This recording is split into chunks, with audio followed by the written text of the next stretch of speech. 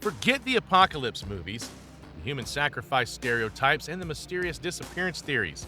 Let's talk about what really happened when Aztecs and Maya actually fought. No feathered serpent gods intervening, no crystal skulls, no ancient aliens, just two sophisticated civilizations trying to bash each other's heads in with obsidian edged clubs. If you think medieval battles were brutal, wait until you hear what happens when you combine tropical heat, ritual warfare, and weapons designed to maim, not kill. You're a Maya warrior standing in the morning mist on the Soconusco coast. It's 1486, and the Aztec army just showed up for your cocoa.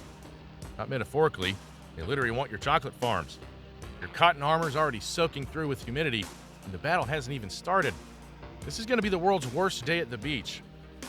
The Aztecs didn't just wake up and decide to march hundreds of miles for chocolate. Their merchant spies, the Pochteca, have been infiltrating your markets for years. They mapped every path, noted every defense, counted every warrior.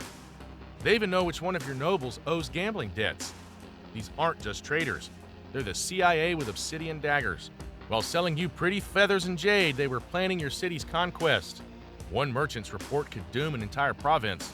Talk about insider trading with deadly consequences. First problem, you can't even see who you're fighting. Not because of fog, because everyone's wearing elaborate costumes that make Comic-Con look understated.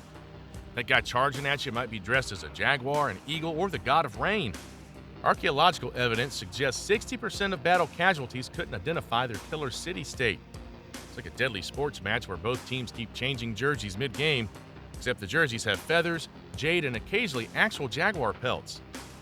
Costume situation's actually worse than it sounds. Warriors earn the right to wear specific animals based on captures. But in the jungle humidity, those jaguar pelts turn into 40-pound wet carpets. Eagle feathers mat down and stick to everything. The beautiful Quetzal plumes that mark elite status become drooping mess that blocks peripheral vision. One Spanish account describes finding dead warriors who apparently tripped over their own ceremonial capes. Fashion literally kills on Mesoamerican battlefields. Your commander shouts orders in Aztec-Maya. The guy next to you speaks Chantal. The Aztecs are yelling in Nahuatl. It's the Tower of Babel with more decapitation. Medieval armies had horn signals you couldn't hear over the chaos. Mesoamericans had conch shells, drums, and death whistles that sounded like human agony. Military communication or world's worst orchestra? Both. The death whistles were actually ceramic skulls designed to sound like screaming. Your enemy spent months practicing psychological warfare through arts and crafts. The acoustic warfare runs deeper than you'd think. Each army has specific drum patterns that supposedly coordinate movements. But once combat starts, it's just noise. You're trying to follow battlefield commands while inside a blender filled with screaming and volcanic glass. That's Mesoamerican battlefield communication. Some armies used runner systems where teenage boys would sprint between units with messages. Half of them got captured or lost. Military coordination was basically a game of deadly telephone where the message starts as attack the left flank and ends up as sacrifice yourself to the rain god. You recognize exactly one universal signal: screaming. That translates perfectly across all language barriers. Studies of battlefield acoustics show that human screams carry better than any instrument in jungle environments. Evolution really thought ahead on that one. You've been trained to capture enemies for sacrifice. They've been trained the same. But in the heat of battle, that obsidian club doesn't discriminate between capture and skull crushing. Codex evidence shows accidental battlefield deaths exceeded ritual captures 3-1. Like being told to play tag while people swing baseball bats made of volcanic glass at your head. The rules say subdue honorably. Your survival instinct says bash repeatedly until movement stops. The capture versus kill confusion creates some truly bizarre situations. You're supposed to grab hair to claim a capture. The enemy's hair is covered in blood and turkey fat for religious reasons. It's like trying to grab a greased watermelon while someone's actively trying to murder you. Meanwhile, priests on both sides are keeping score of captures for religious records. It's bureaucracy meets blood sport. One codex shows a warrior being reprimanded for killing an enemy he was supposed to capture. Apparently, there's paperwork for improper battlefield homicide. That Aztec warrior coming at you isn't using a sword. It's a Macuahuitl, basically a cricket bat with volcanic glass teeth that can allegedly decapitate a horse. Spanish conquistadors reported these weapons could cleave through multiple limbs in one swing. They also reported cities of gold, so grain of salt. Each obsidian blade is sharper than a surgeon's scalpel, but shatters like your hopes when it hits another weapon. You get maybe 3 good swings before it becomes the world's most expensive paddle.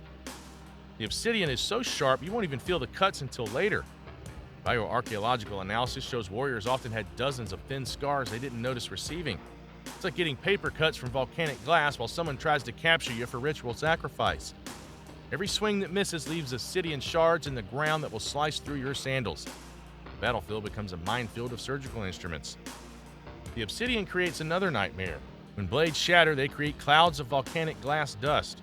You're breathing in microscopic razors. Your eyes are full of transparent knives. Archaeological excavations of battlefields find obsidian microflakes embedded in everything: soil, bones, even pottery shards from water vessels. The battlefield just doesn't try to kill you directly, it turns the air itself into a weapon. Medieval knights worried about arrows, you're worried about inhaling your enemy's shattered sword. Someone just launched a spear at you using an atlatl, a stick thrower that adds 60% more velocity. Medieval crossbows are jealous of this technology. It's basically a lacrosse stick for people who think regular spears aren't terrifying enough. The good news? It's accurate to 150 feet. The bad news? You're at 149 feet. Your cotton armor, the HOEP, can stop obsidian blades once, maybe twice if you're lucky. It's soaked in salt brine, which makes it harder, but also makes you smell like walking jerky in 105-degree heat with 90% humidity. After 20 minutes of fighting, it weighs twice as much from sweat and blood, hopefully not yours.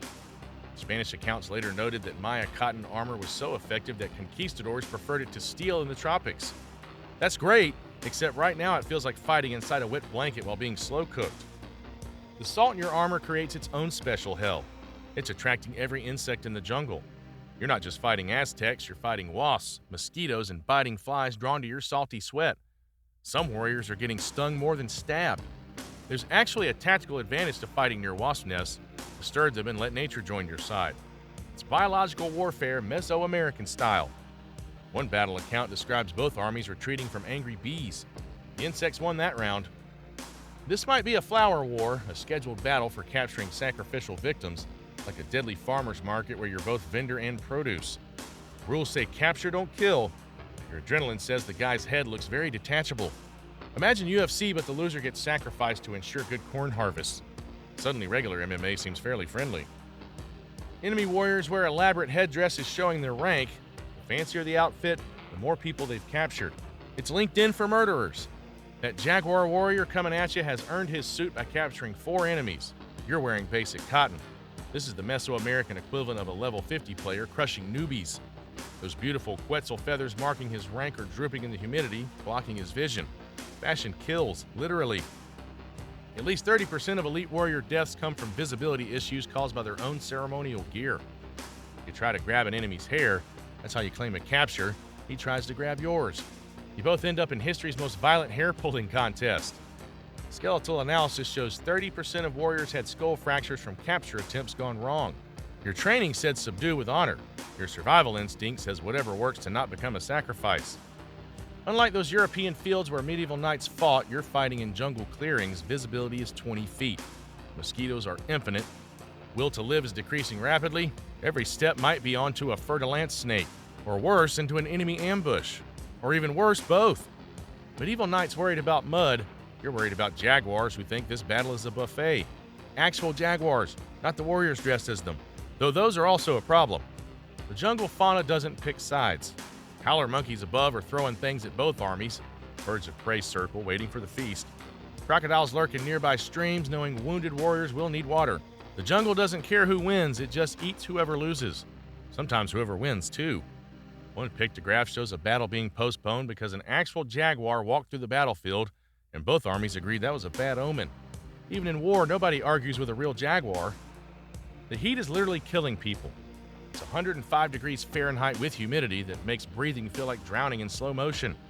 Your cotton armor is now a portable sauna. Your wooden helmet is cooking your brain. The guy who just collapsed might be from heat stroke or from that club to the head. Nobody's checking. Warriors are dying from dehydration faster than from weapons. Spanish accounts describe finding battlefield dead with no wounds, just heat exhaustion. It's like fighting in a gym sauna while someone plays dodgeball with obsidian and everyone's wearing winter coats. Battles often start at dawn for religious reasons, also because fighting at noon would literally kill everyone from heat stroke. The battle must end by sunset, God's orders. If you're losing, you just need to survive until dusk. It's the world's deadliest version of running out the clock. Astronomical observations were so important that battles could be delayed for weeks waiting for the right celestial alignment. Imagine calling in sick to war because Mercury's in retrograde. The astronomical timing controls everything. Priests on both sides calculated the most auspicious day for victory. Sometimes both sides show up on different days because their calendars disagree. There's recorded instances of armies waiting awkwardly for the other side to agree it's the right day to fight. It's scheduling a death match through the world's most violent calendar app. One battle was postponed 3 times because of conflicting astronomical interpretations. The logistics of keeping an army fed while waiting for Venus to be in the right position almost caused more casualties than the actual fighting. Every warrior's costume is designed to look like a demon, god, or animal. You're not fighting humans anymore, you're in a mythology textbook that's trying to kill you. Spanish accounts describe veterans breaking down from the sensory overload alone. That warrior dressed as Tlaloc isn't just wearing a costume, he believes he's channeling the rain god. You're fighting someone having a religious experience with a weapon. You know if captured, your heart gets ripped out atop a pyramid, but your religion says dying in battle gets you VIP afterlife access. It's history's worst cost-benefit analysis. Medieval soldiers worried about hell. You're worried about becoming part of the cosmic order through cardiac extraction. The Aztecs believe your sacrifice will keep the sun moving. No pressure, but if you don't die right, the universe might end. Some warriors took hallucinogenic mushrooms or morning glory seeds before battle. Medieval soldiers prayed before fighting. Mesoamerican warriors got high and prayed. Guess who had more interesting battle stories? The mushrooms were supposed to make you fearless. They mostly made you see your enemies as actual jaguars and eagles instead of people dressed as them. Archaeological evidence of ceramic vessels at battle sites suggests ritual intoxication was standard practice. Your vision tunnels, everything becomes shapes and colors. That elaborate jaguar costume is just spots and teeth now. You can't tell if that's rain, blood, or sweat in your eyes. Probably all 3. The humidity's so high that blood doesn't dry, just mixes with the condensation on everything. It's like playing a VR horror game, but that haptic feedback includes actual dismemberment. Not all captives are equal. Capturing a commoner gets you 1 point, a noble gets you 20 points. It's human Pokemon with worse endings for the captured. You're literally wearing your combat record. Each captured enemy equals specific decorations. It's Xbox achievements, but the stakes are your actual heart. Economic records show successful warriors could trade captives for land, slaves, or fancy cloaks. The world's worst MLM scheme. The Aztecs aren't even here to conquer your city permanently. They want tribute. Specifically, they want 200 loads of cocoa per year, 40 jaguar skins, 800 bunches of Quetzal feathers, and various jade ornaments. The Codex Mendoza, their tribute record book, lists exactly what your province will owe if you lose. It's like the IRS, but with human sacrifice. Your entire battle is basically a violent tax negotiation. Battle formations are breaking down now. What started as organized ranks has become small groups desperately trying to capture or club each other. It's like a bar fight if the bar was a jungle. Everyone was armed with volcanic glass, and the bouncers were dressed as gods. Formation fighting in jungle terrain lasts about as long as your faith in humanity, roughly 3 minutes. You notice the Aztec merchants, the Pochteca, watching from the edge of the battle. They're not just traders. They're merchant spies who gathered intelligence about your defenses for months before this attack. They sold you goods while memorizing your fortifications. It's corporate espionage with more human sacrifice. These merchants are so important that they have their own warrior escorts and can legally kill people who interfere with trade. Capitalism with Obsidian enforcement. Some of your fellow Maya warriors are from different city-states that hate each other. You're technically fighting together against the Aztecs, but last year your cities were at war. The guy covering your left flank burned your cousin's farm. This alliance is about as stable as volcanic glass, which is to say it shatters under pressure. Political fragmentation means half your army doesn't trust the other half. It's the worst group project in history. The Aztecs are using psychological warfare beyond just death whistles. They're displaying captured warriors' flayed skins from previous battles. Some eagle warriors are wearing the actual faces of enemies as part of their costumes. It's intimidation through extreme cosplay. Your morale, which wasn't great to begin with, is now somewhere below sea level. Water breaks aren't a thing. If you stop to drink from your gourd, someone will capture you. Dehydration is winning more battles than military tactics.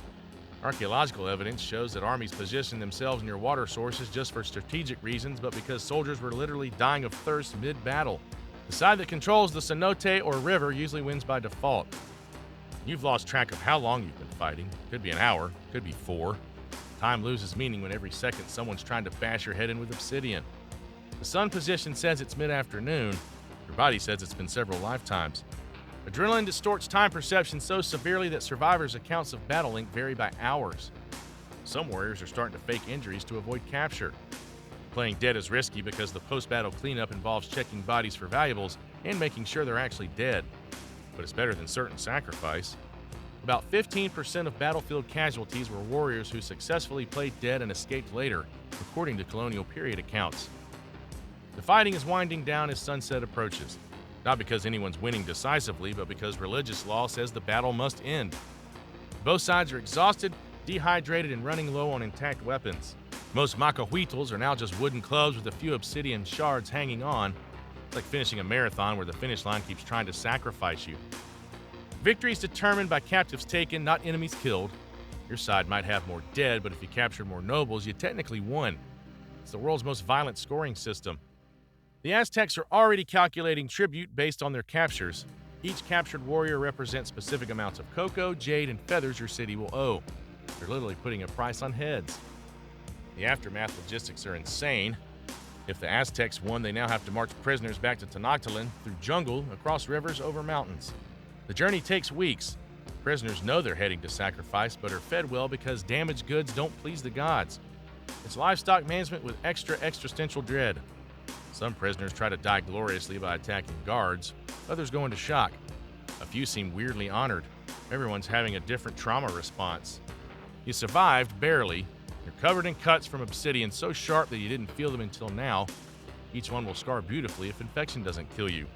No antibiotics, just herbal poultices that might help or might just smell nice while you die. Bioarchaeology shows 40% of warriors who survived battles died within months from infected wounds.